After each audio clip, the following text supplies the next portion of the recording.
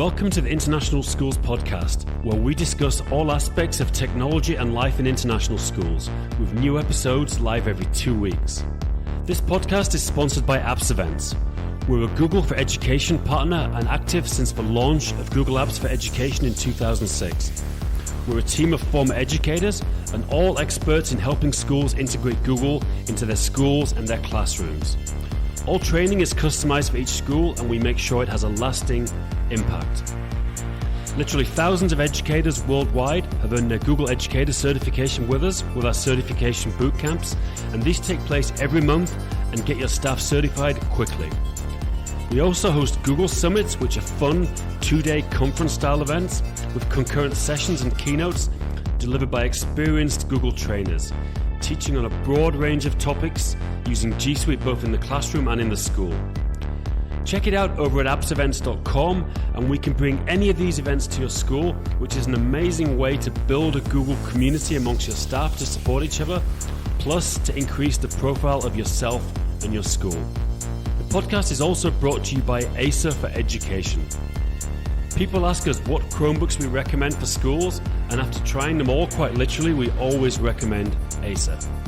We've been to Acer headquarters in Taiwan to be part of product discussions, and they're genuinely the best thought out, most cost effective, and most importantly durable devices out there.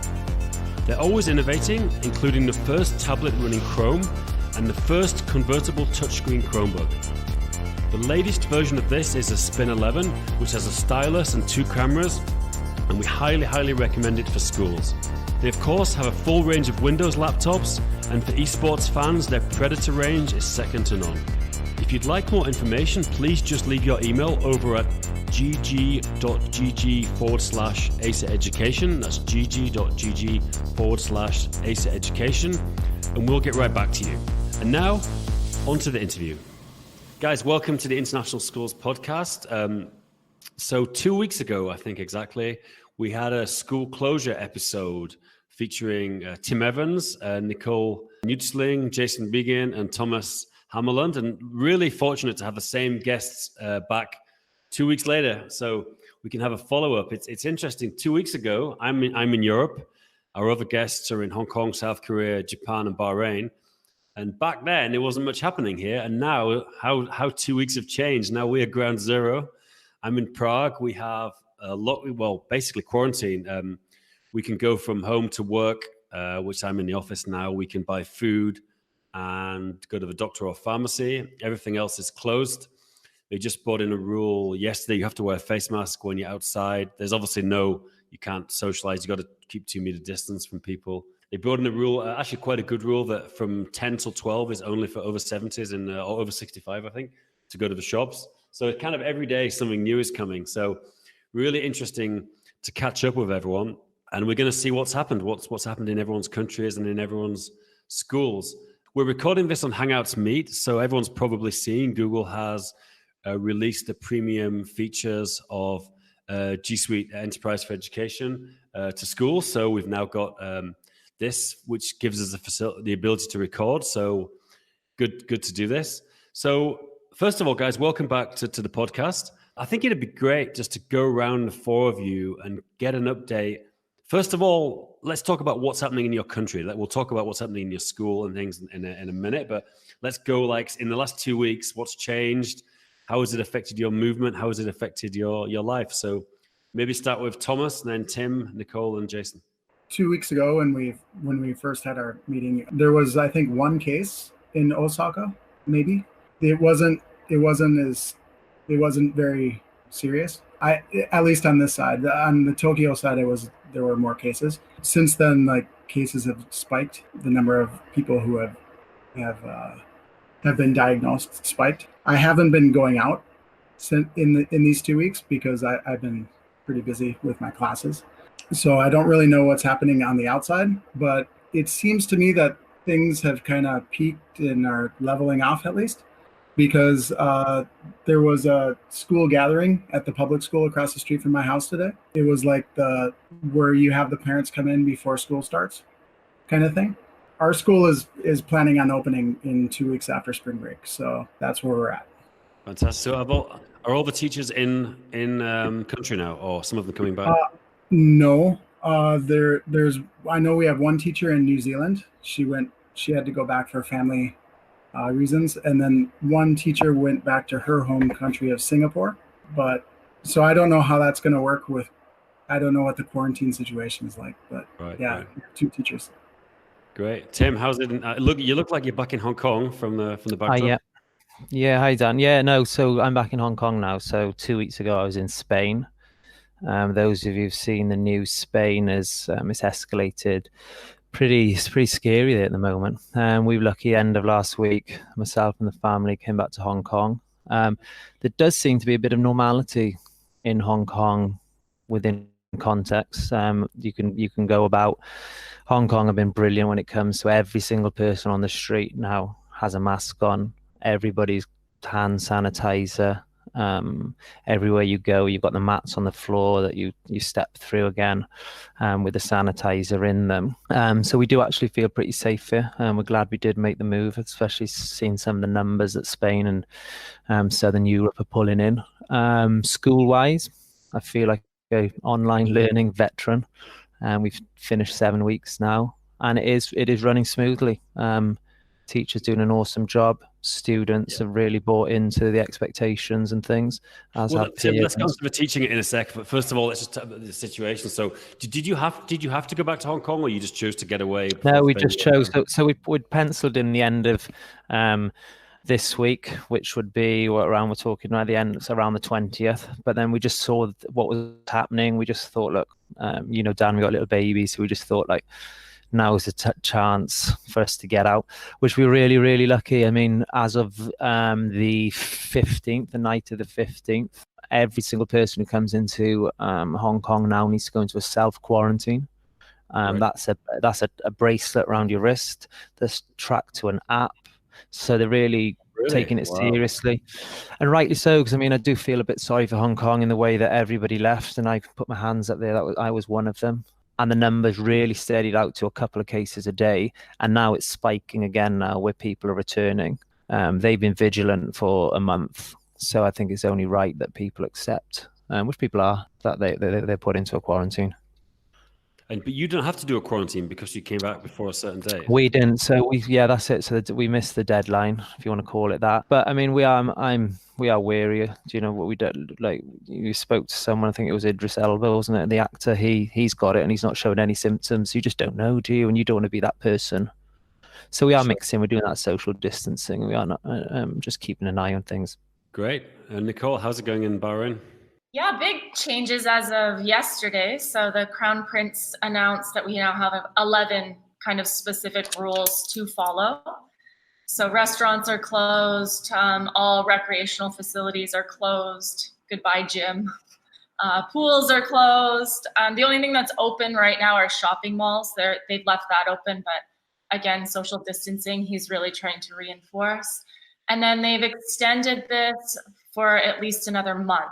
As of today, we'll see. They keep kind of pushing on and on. We had Parliament went in to try and get it closed till the end of the year, and they lost, I think it was 18 votes to 16. And so it was really close. So that's just, we wait and see what happens. But yeah, it's very much stay at home. We're allowed to go to the shops to get food, but again, there's hours that elderly are allowed to go and have priority. And other than that, we're kind of on lockdown. Yeah, great. Jason? Well, things here in Korea, right after we recorded, they'd pushed us back a bit more. So we're going into spring break next week. We just found out 2 days ago that April 6th is our projected start back date. But like what Tim was saying, the worry is people are coming back and they've been in these other 100+ countries. And so a lot of our teachers have come back because we thought we were going to be starting on the 23rd. And so they had to do a 14-day quarantine before that. And some folks were unhappy about that. But at the same time, other folks understood. And so but outside, slowly getting back to normal. There's some restaurants who have gone out of business. There's some places that have just, I know, will not survive, but something will come and take its place at some point when things are back to somewhat normal. But in general, there have been these clusters around, and that's these community clusters is what they're calling them. And so that's pretty much where the main amount of these cases are coming from. So there was a call center 2 weeks ago or last week that something like 60 or 80 people were found positive in this call center on the same building. And 2 of them were attached to that church from a month or so ago. So it's just showing again that whole community transfer thing, but where everyone's practicing social distancing quite a bit. I've even seen people like walk on the other side of the street almost to avoid getting in contact with other people. So most people are staying home, even if they're not even showing symptoms or even have been tested. A lot of people are just staying home and working from home. But we're noticing an issue that the internet is under a lot of strain.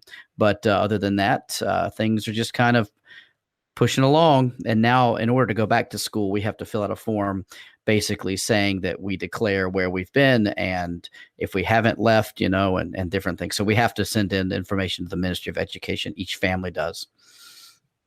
Yeah, definitely. So to finish off kind of the European perspective, I mean, it's kind of been late. I mean, the UK just yesterday announced they were closing all schools. All England, actually, Wales and Scotland had already closed their schools. Here, the schools have been closed for about 2 weeks in Czech Republic. And, we've got the same things, like I mentioned, we can go home and work. It was weird, like overnight, like the first day of the quarantine, maybe half the people had masks, and next day, like 95%.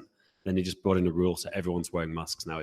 And again, like you said, Nicole, we've got no sports facilities. It's really tough. I like to play squash and go to CrossFit, but now I'm just, I'm running, we can still go out and take a walk. I don't know what it's like where you guys are, but we can, I live kind of outside Prague in the countryside. So, it's easier, but you can go out and get fresh air here still, which as long as that doesn't go away. I'm not sure about running with a mask on now. I don't think I can manage that. It'll be a little bit hard. Yeah, I mean, I think, Jason, you mentioned before we talk about schools, the economic impact. I mean, that's the thing, which is, I mean, if I take our company, we're an education consultant, and it's brutal. After we spoke, it was a tough week. Everything canceled. Our next 2 events were Rome and Seattle, which could have been the worst 2 places.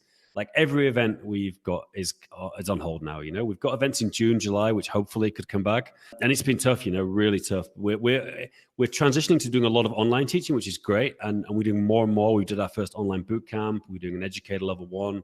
We've got loads of work with Google, so it's building back up. And in a way, there's always something good that comes out of a bad situation, and learning to do online learning, and hopefully we can keep all our team going. But it's like you mentioned, like. Especially if you own a restaurant or a shop or any kind of small business that revolves around anything to do with social interactions, it's tough, and I think that the economic ramifications are going to be huge around the world for this, especially in Europe. I think China definitely, but I think Europe's going to be the worst.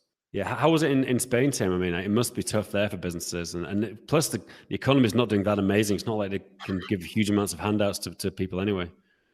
It's really bad there. Just my sister-in-law, she works for an airline. She's been let go, and she's been there for a couple of years. And like she was saying, I mean, she's late 30s, and she's tourism all her life. So, I mean, so she's just the reality is she'll do well to find a position in the next 3 or 4 months. So that's why I keep talking back to education. We are very lucky that within what it is, our jobs are pretty secure. Although I know some teachers in China who had to take unpaid leave straight away. Yeah. I know a few teachers, and yeah, it's funny. We had some of my friends. We had a virtual pub night on Hangouts last night, it's becoming a thing. I don't know if you guys are doing it, but a lot of my friends I'm noticing it more and more. And my friend who's a pilot, and they were just told yesterday to take 3 months unpaid leave, and it could be longer. And that's it. It wasn't an option. It was just like 3 months. You're not getting paid from next month. Sorry. I mean, I think I heard Norwegian Airlines laid off 90% of their staff. So it's tough. It's tough if you and hopefully schools are gonna keep going. And I think it's encouraging to hear what you guys are saying about situations in your countries in Asia. It's definitely better. It's got a lot worse in Europe, and it's starting to get better. I heard today was potentially the first time in China with no new cases, which was really interesting. Yeah. It's cool, guys. Let's get on to schools. Like, first of all, let's go the same way. First of all, I'm keen to see like how you've adapted, because it was all very new. It was just kind of happening. I think even Thomas hadn't even schools hadn't even closed when we spoke. Like, how has it gone? And then we'll talk about a few specific things, but just great to hear your story about what you guys have been doing in the last 2 weeks. Well, yeah, like the last time we met, it was my first day, and I had never done online teaching before, except for a few days in Taiwan when we had some typhoon days. But it was a different group of kids. They were in high school, and now I'm in elementary, and it's been interesting. Like you said, it's the good thing is that I'm learning a lot about becoming a better communicator online. My directions are getting more clear, I think, and concise. But it's been really tough. I don't know about the rest of you, but we're kind of open. So I release my assignments the night before, and then the students can just kind of work on them freely the next day. And I feel like I'm always trying to play catch up, and I'm not ever getting caught up with replying to students and commenting. And if we were to do this again, I think I might suggest that we sort of block it off like a normal day. I don't know. I really don't know what would work, but maybe it's just me and I have to plan my time better. Yeah. But we only have tomorrow's our last day, and then we go on spring break, and we're supposed to come back after that. So we'll see what happens. Great. Okay, Tim?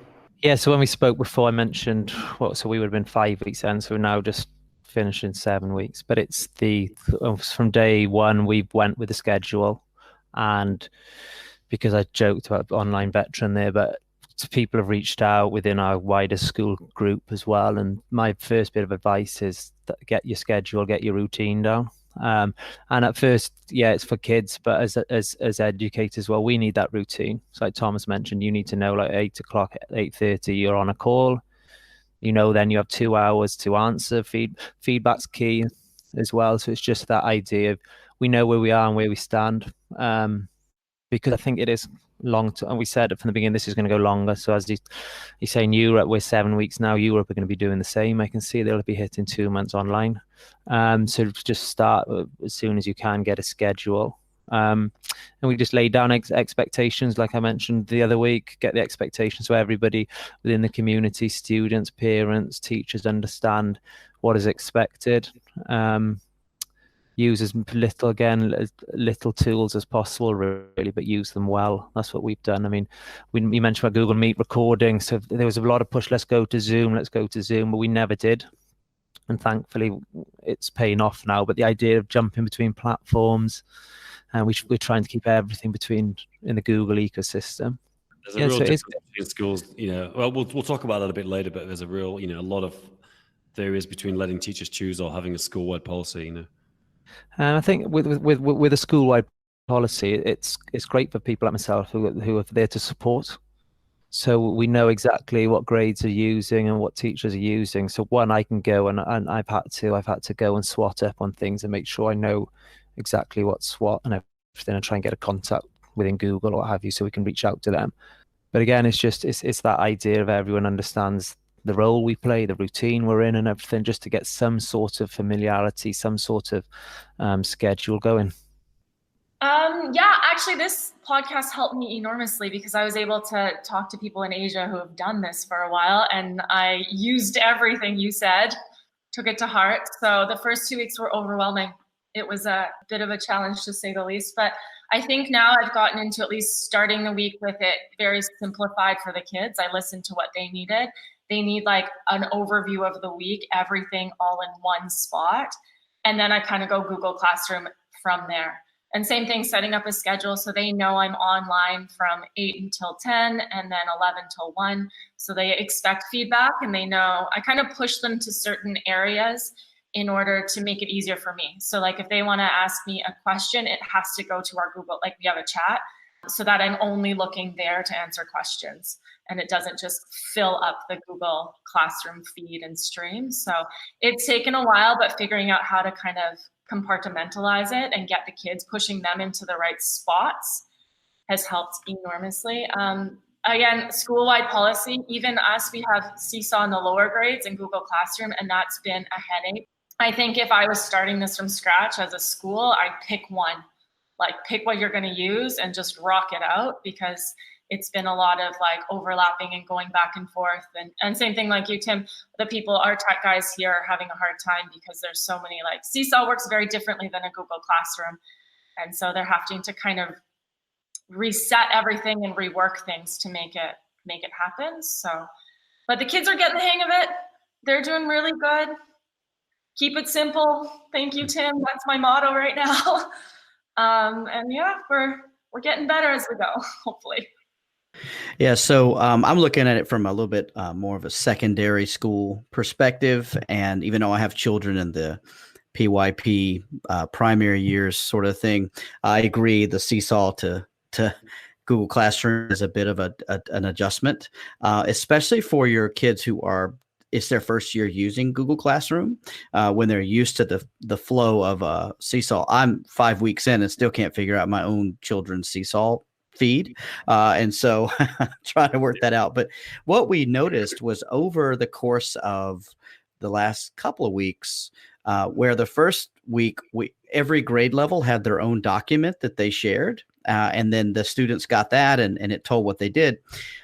Over time, the feedback kept coming back saying, why can't we just use the same document and just change the grade level that's top or whatever? And so what's happened is over time that's happened by natural flow. And so I would say that's been really good. What we've done is we've assigned our Google Meet codes or our Zoom codes directly to office hours, and they're static. So you can come and go as you need to, and that sort of thing. Our school did eventually upgrade their Zoom subscription because the 40-minute cutoff was starting to really be a burden for us. Isn't it free for the unlimited version now? Or is it still 40 minutes? It is now, but that's a new development.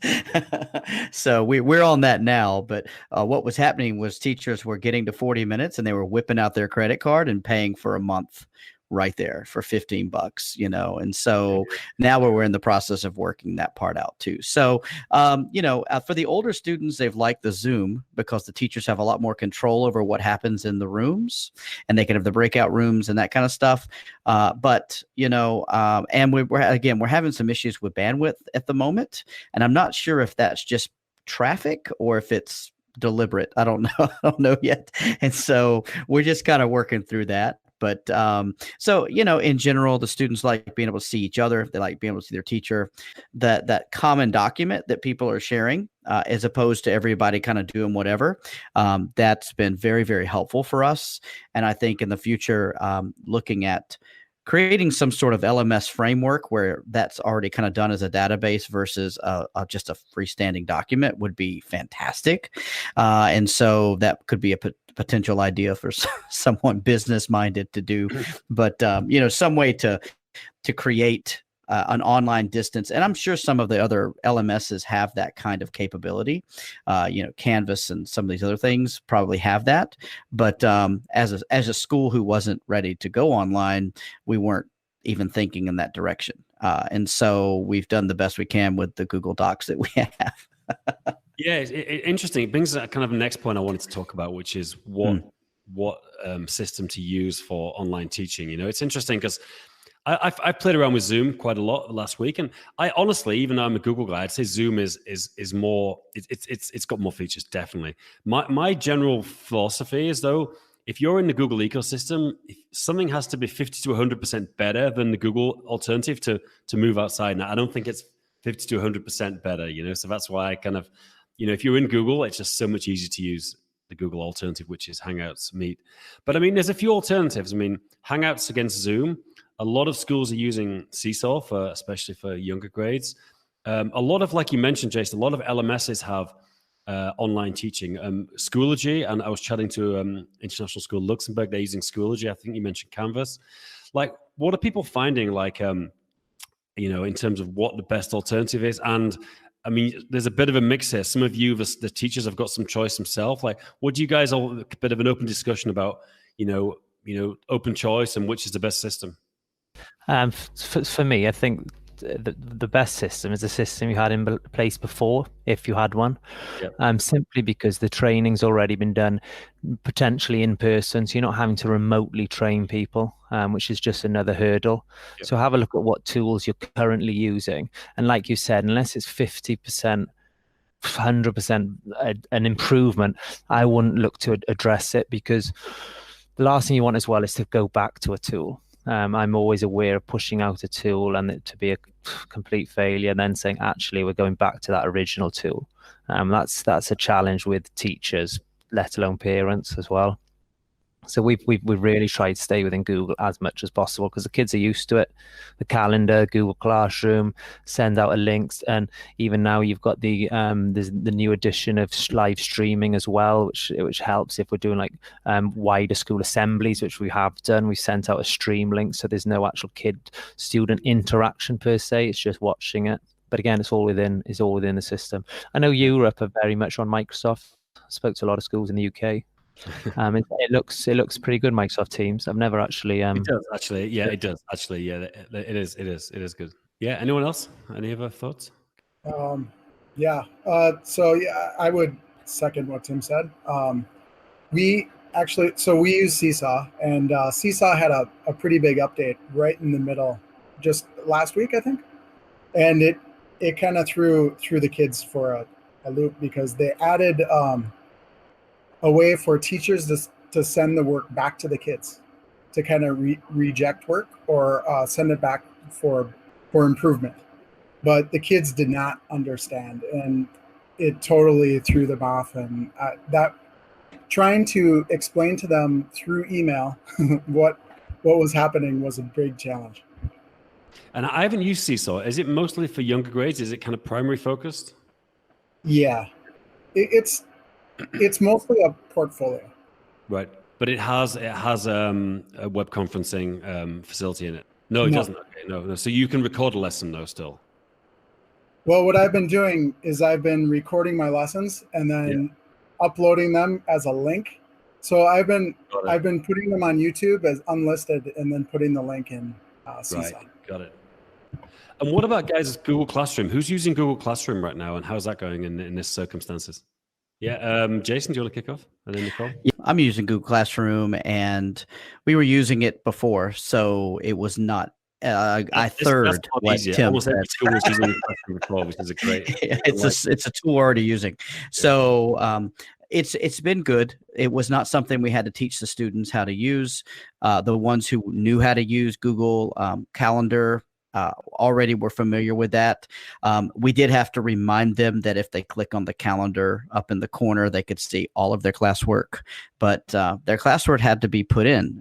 So that's where the issue was, is we had a lot of teachers who were not using it regularly. They were using it on one-off type situations. And so for them, that was a challenge, was to figure out, okay, if I put it in the stream, does that mean it's this? And so there was a bit of a learning curve for some teachers, because they hadn't experimented with it enough, even though it was our platform of choice.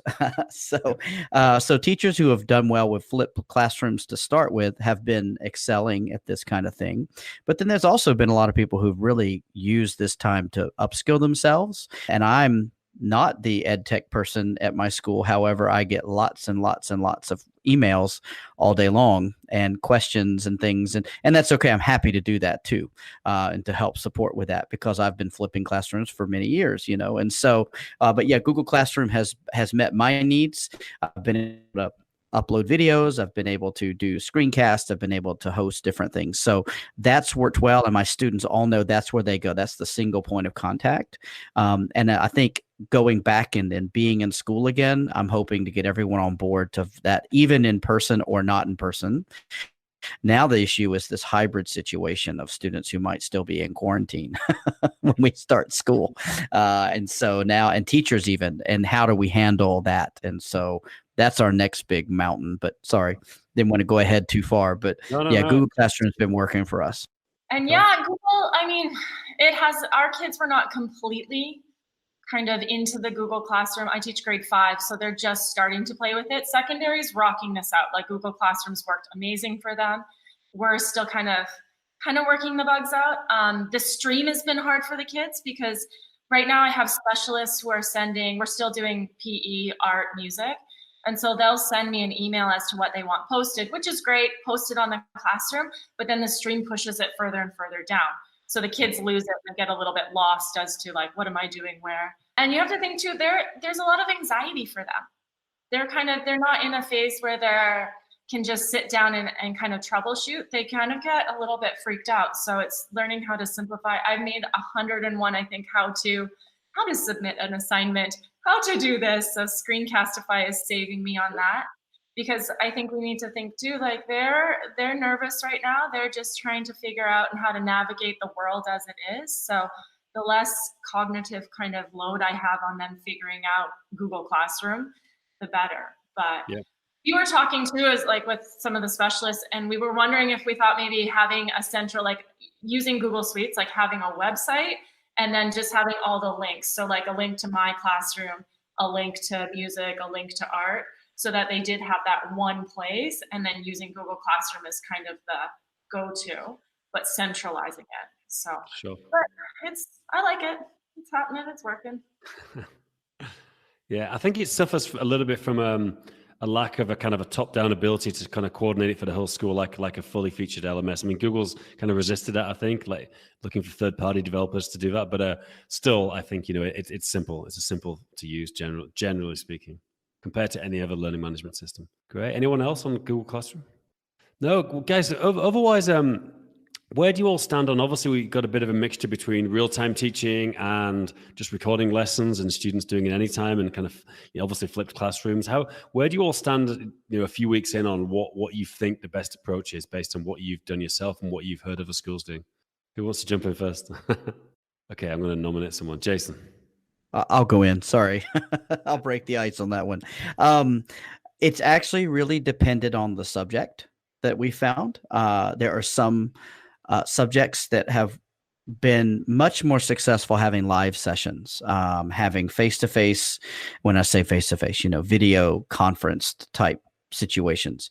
More practical classes, it's much easier to have a video lesson that's sent to them, and then they can go and work off the screen, hopefully. So I would say having a balanced approach, because I've had a few face-to-face sessions with my students, and in the end, it ended up being just a question answer type thing, because they weren't there for a lecture. They weren't there for me to stand up at a whiteboard and talk about whatever, which I shouldn't be doing anyway. But so that I would say more of as questions came across on Google Classroom, I would make a quick screencast and pop it up there as the answer, because a lot of times it was multiple people asking the same question. So I'd do a 2 or 3 minute video, and that tended to answer. And now I have a huge library of videos that I can use in the future, and so I found that's been what works best for me, to have a dynamic, sort of flexible situation. But we do have some teachers who, let's say, are teaching seniors or grade 11 or 12 or 13, whichever grade you're using, and they're doing mathematics. They need to be there going over, new concepts and things like that, because missing 6 weeks of instruction is not really possible in that situation. So for them, they're still taking their full class period to work with, and a video lesson would not help them at all in that situation. So I do think it does depend on the subject. Yeah, as the same with us here, Jason. It's that balance it is, and your students and how they react to stuff. But we've been big with the feedback from parents, always reaching out to parents for feedback, and they really appreciate those face-to-face video conferencing calls. They just feel, maybe it's more so in Hong Kong, where there potentially is the one child, that it is their way to actually connect with their peers. So some teachers, they do like a check-in, so it might be more of wellbeing focus or a counselling kind of feel to it, especially to kick off the day. They're using it as an attendance one as well. So I was on a call this morning at 8:30 with grade 4, and I was impressed actually. 8:30 in the morning, they were all there. I jumped on a minute late, they were all there. Microphones muted, cameras off, all ready to go and everything, and there must have been like 95% attendance.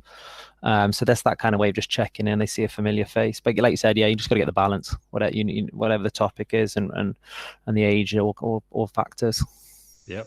Are you guys using Hangouts and other tools to have like staff chats, leadership team, like things like that? Is this a regular? Because I know some schools it's kind of a regular thing. Are you guys getting together regularly with the other staff online? Yeah. What's sort of, yeah, Nicole? Yeah, we have common planning time once a week. So we'll have it scheduled in so that we get on Google Hangouts and kind of go over an update for the week. So we've been doing that chat wise. I know secondary does full secondary meetings where they do a little check-in and go around. It's kind of similar to what they were saying about it's a wellness check too. It's kind of hard sometimes to check in with your teachers if you're just sending an email out. So I think that they're using it a little bit for that as well, to see that we're still surviving and we're okay. Yeah. I don't know about you guys, but I found since this coronavirus thing, like WhatsApp has got crazy. All these kind of WhatsApp groups I'm a member of, my friends, and colleagues. It's just a regular back channel. I mean, you know, I'm actually doing a master's at Nottingham University online, which is mostly online, and the students, it's just it's all WhatsApp. All the communication is just like a WhatsApp group. You know, it's interesting. It's become I guess there's obviously WeChat and things and some other things in line in Asia people use. But have you guys all found the same? It's gone crazy, that kind of back channel. Yeah, Jason. Yes, I want to go back and say that we actually, when it comes to our whole staff, we often will do a YouTube live stream, and then everyone can type in questions. And we're using an application you may have heard of called StreamYard, and it allows you to have the questions pop up on the screen and different things, and you can share your screen. And so it's a lot like having Hangouts, but doing it in a live stream format. And so that's been really good to have that, because then you can have really high quality. Anyone from the world can listen in. It's unlisted. You could download it later if you wanted to and have it in your private server or whatever it is. And so we've used that for the large group, and then we moved to a Hangout or Zoom sort of setting after that for per division or per group. So that's been good for us. I think folks are getting screen fatigue, though. They're getting to the point where now that it's just like, I can't. So actually we're using the phone a lot more to actually call people so that we don't have to be looking at the screen to communicate. And so that's been nice, the revival of the conversation, the art of conversation. But yeah, so we've moved to having a live stream for the larger group, and they can type their questions in and then they can be answered in real time, or more of a conversational video conferencing set for smaller groups.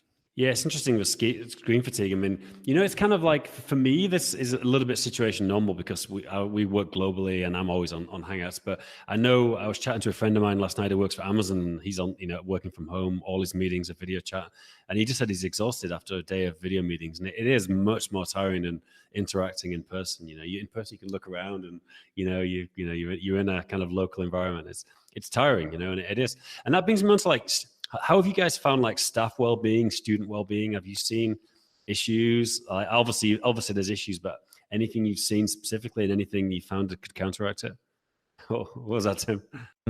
Yeah, so we've been we've got our small departments and things, so we're all reaching out with each other. Beginning of the week, we'll have a whole faculty meeting right at the beginning of the week, just to, again, it's that routine. We normally do it anyway, so we're continuing to do it.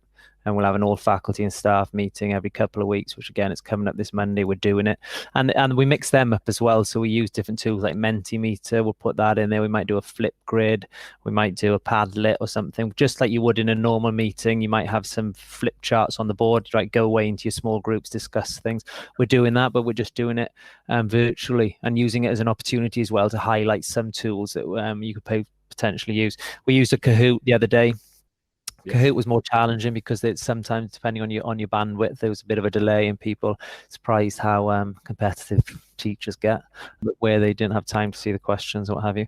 But yeah, it's again trying to get as much into that routine of normality within what's going on, and I think people respond well to that, and I think that's partly looking after your well-being as well. It's been interesting here, the headaches. It's just, I think, eye strain. A lot of teachers are complaining about the headaches because if you're on screen 6-7 hours a day, and then for a lot of people, it's their entertainment too. You go on Netflix or you go do whatever, and so the amount of screen time, I think, for a lot of teachers has been pretty rough. The other thing we notice here is there's a difference between if you've got a teacher who's single, who's at their home by themselves, versus people who are here with their families.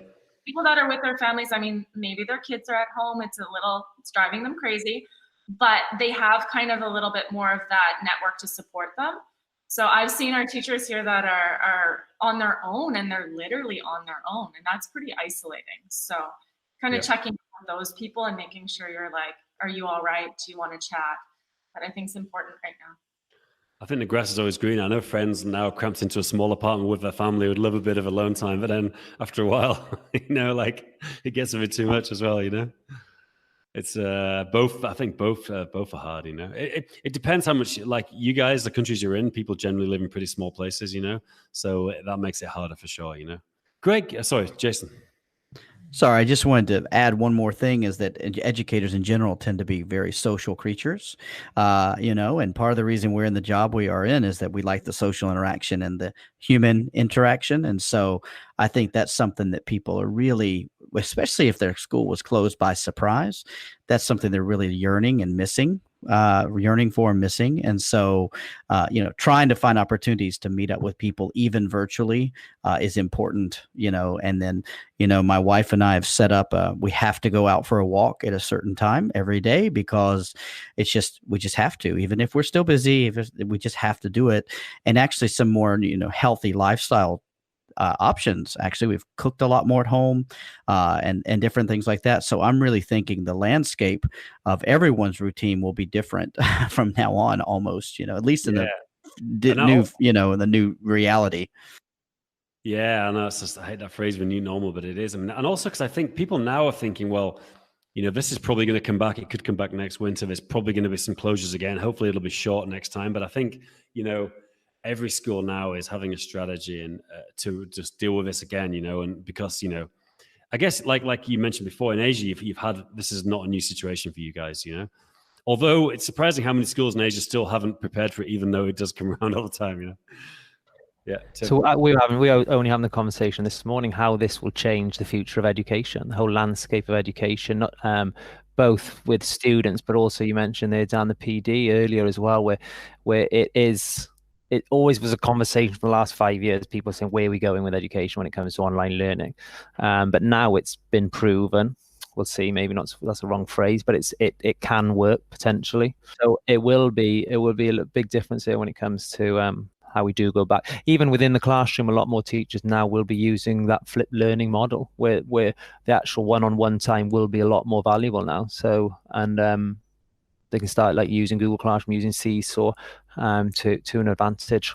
Great, guys. Well, sorry, let's for Thomas, and then we'll finish it off. Great. No, Thomas, jump in. I just wanted to ask Tim, like you mentioned, like more teachers would go to that flipped learning model, and that's kind of what I was thinking too, like putting materials up for kids and then like having more in-class time. Is that kind of what you see happening too, or? I think something like that. It will come down to that idea where we have a lot of teachers we discussed earlier about whether it's one-on-one teaching or whether it's you pre-record videos. Well, it's going to be that idea where you pre-record a video, send it out to students a couple of days before, and then it will come back and address that then. So you're almost answering questions, and that idea of students learning to learn. So they're learning what they know, and then you're almost then just problem solving or any issues that they've got with it. So you're actually it's probably more beneficial with the skills that students will acquire when it comes to all like lifelong learners and things like that.